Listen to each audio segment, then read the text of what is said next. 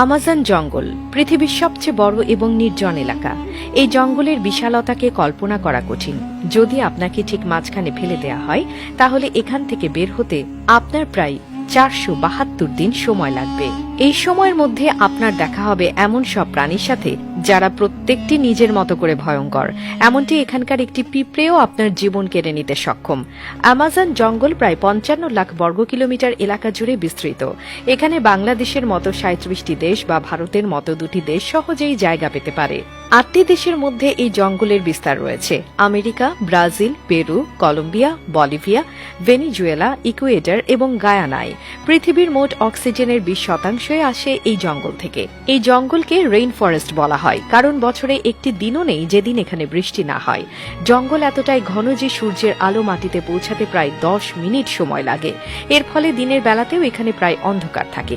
এখানে 40,000 প্রজাতির গাছপালা, 1300 প্রজাতির পাখি, 2200 প্রজাতির মাছ, 270 প্রজাতির স্তন্যপায়ী প্রাণী এবং 380 প্রজাতির ভয়ঙ্কর ক্ষুদ্র প্রাণীর বসবাস।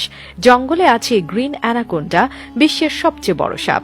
এটি প্রায় 33 ফুট লম্বা এবং 250 কেজি ওজনের হতে পারে। এটি এমনকি নিজের চেয়ে বড় প্রাণীকেও গিলে ফেলতে পারে।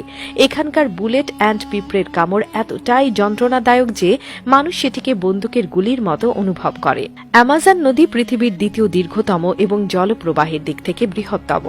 এই নদীতে প্রতি সেকেন্ডে 2,19,000 ঘনমিটার জল প্রবাহিত হয়। এতে বাস করে প্রচুর কুমির, ইলেকট্রিক ইল এবং বিরল গোলাপি ডলফিন।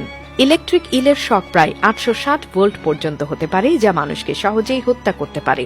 জঙ্গলে একটি ফুটন্ত নদীও রয়েছে, যার পানির তাপমাত্রা 90 থেকে 100 ডিগ্রি সেলসিয়াস পর্যন্ত। নদীটি পেরুতে অবস্থিত এবং বিজ্ঞানীরা এখন এর কারণ খুঁজে পাননি।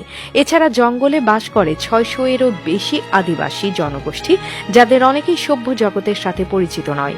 অ্যামাজন শুধু একটি জঙ্গল নয়, এটি এক অপার রহস্য।